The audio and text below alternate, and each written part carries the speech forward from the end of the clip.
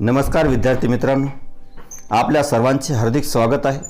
तर आज आपण सोनाई माध्यमिक विद्यालय गुंजोटी अंतर्गत इतिहास आणि राज्यशास्त्र या विषयाची 20 गुणाची सराव चाचणी आपण या व्हिडिओच्या मार्फत पाहणार आहोत।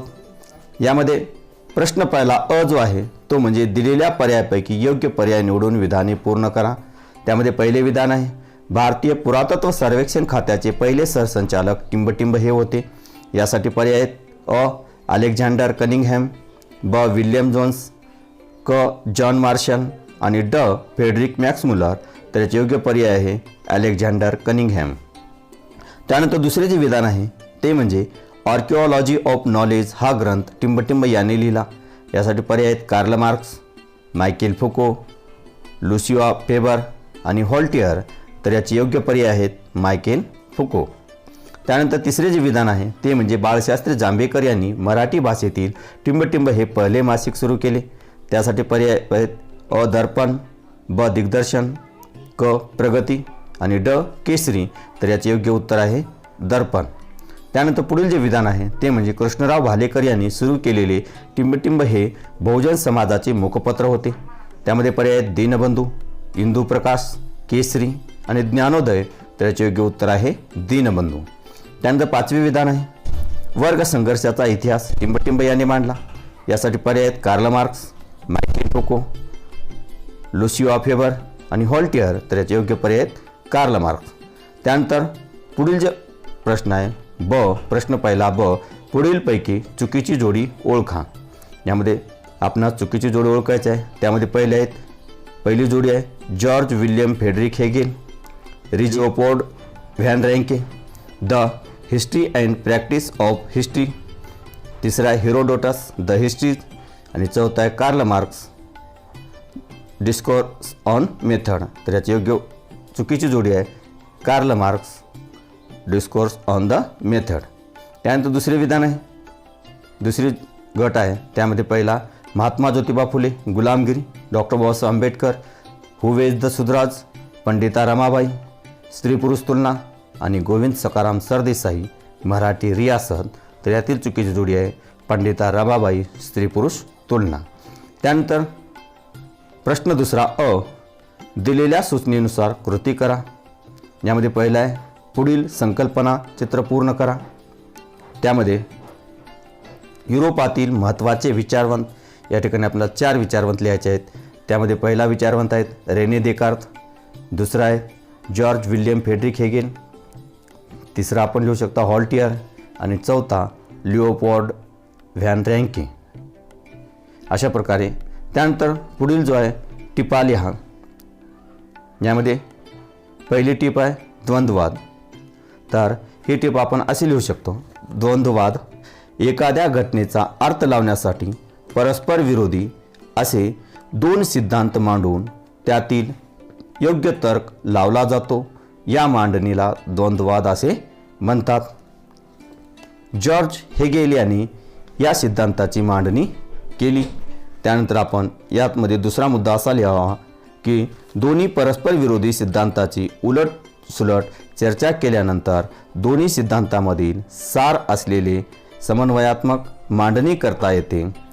असे न केल्यास मानवी मनाला त्या घटनेचे नीट आकलन होत नाही। थोडक्यात 2 परस्पर विरोधी विचारांच्या चर्चेतून जी समन्वयात्मक मांडणी होते त्या पद्धतीलाच द्वंद्ववाद असे म्हणतात। त्यानंतर पुढील जे विधान आहे टिप आहे ते म्हणजे अभिलेखागार। या दोनपैकी आपणास एक टिप लिहायची आहे अभिलेखागार। तर अभिलेखागाराची माहिती आपण अशी लिहू शकता। नंबर 1 ऐतिहासिक दस्तावेज ज्या ठिकाणी जतन करून ठेवलेले असतात त्या ठिकाणाला अभिलेखागार असे म्हणतात।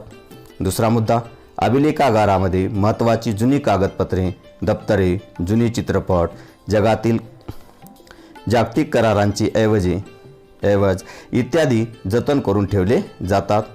तिसरा मुद्दा लिहू शकतो अभिलेखागारामुळे मूळ कागदपत्राचे संदर्भ मिळतात।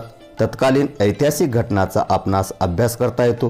त्याचबरोबर तत्कालीन भाषा, लिपी यांचा शोध घेता येतो। कालगणना करता येते।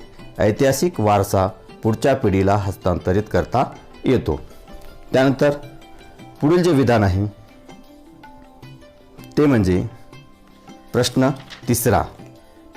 पुढील विधाने पूर्ण करा.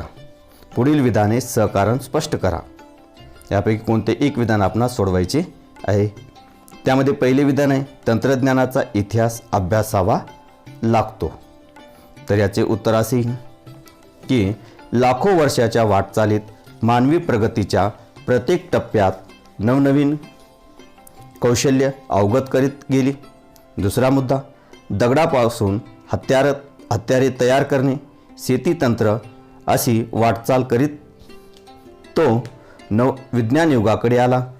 तिसरा मुद्दा कृषी उत्पादने, वस्तूची उत्पादने, स्थापत्य, अभियांत्रिकी इत्यादीमध्ये बदल होत गेले. आणि चौथा मुद्दा यांत्रिकरणामुळे उत्पादन वाढले. ही सर्व प्रगती समजून घेण्यासाठी आपल्याला तंत्रज्ञानाचा इतिहास अभ्यासावा लागतो. त्यानंतर पुढील जो प्रश्न आहे तो म्हणजे वर्तमानपत्रांना इतिहास विषयाची गरज भासते. तर वर्तमानपत्रांना इतिहास विषयाची गरज भासते यासाठी आपण असे मुद्दे लिहू शकतो. त्यामध्ये नंबर 1, एखाद्या बातमीचा सविस्तर आढावा घेताना वर्तमानपत्रांना तिचा भूतकाळ शोधावा लागतो. दुसरा मुद्दा दिनविशेषासारखी सदरे देताना पूर्वीच्या घटना माहीत करून घ्याव्या लागतात. तिसरा मुद्दा वर्तमानपत्रात काही सदरे असे असतात की ते इतिहासावर आधारलेली असतात. अशा सदरामधून भूतकाळातील आर्थिक, सामाजिक, राजकीय घटना समजतात. आणि या सर्व कारणामुळे वर्तमानपत्रांना इतिहास विषयाची गरज असते. त्यानंतर पुढील जो प्रश्न आहे तो म्हणजे प्रश्न 4. दिलेल्या उताराचे वाचन करून खालील प्रश्नाची उत्तरे लिहा. या ठिकाणी हा उतारा दिलेला आहे. भारताच्या प्राचीन ते अर्वाचीन इतिहासाच्या संदर्भात दूरदर्शनवरून प्रसारित झालेली भारत एक खोज ही मालिका महत्त्वाची आहे. आम्ही पूर्ण परिचित काय वाचत नाही वेळेअभावी. त्यावर आधारित जे प्रश्न आहेत त्यामध्ये पहिला जो प्रश्न आहे तो म्हणजे भारत एक खोज ही मालिका कोणत्या ग्रंथावर आधारित आहे. तर याचे योग्य उत्तर आहे भारत एक खोज ही मालिका डिस्कवरी ऑफ इंडिया या ग्रंथावर आधारित आहे. त्यानंतर दुसरा मुद्दा भारत एक खोज या मालिकेत नेहरूची भूमिका कोणी वठवली. तर भारत एक खोज या मालिकेत नेहरूची भूमिका रोशन शेठ यांनी वठवली. आणि तिसरा प्रश्न भारत एक खोज ही मालिका संपूर्ण भारतभर का वाखाणली गेली. तर याचे उत्तर आहे की या मालिकेत नाट्य, लोककला, प्रबोधनपर माहिती अशा आधार घेत नेहरूच्या रूपातील कलावंत रोशन शेठ प्रास्ताविक व अन्वयार्थ सांगत असत. नेहरूच्या इतिहासाकडे बघण्याचा दृष्टिकोन आणि त्यांचे प्रभावी सादरीकरण यामुळे ही मालिका संपूर्ण भारतभर वाखाणली गेली. त्यानंतर शेवटचा जो प्रश्न आहे तो म्हणजे पुढील प्रश्नाची सविस्तर उत्तरे लिहा. तर त्यामध्ये प्रश्न आहे पर्यटनाला चालना देण्यासाठी काय करायला हवे. हा प्रश्न विद्यार्थ्यांनी स्वतः लिहायचा आहे. अशा प्रकारे नवनवीन व्हिडिओ पाहण्यासाठी या चॅनलला सबस्क्राईब करा. धन्यवाद.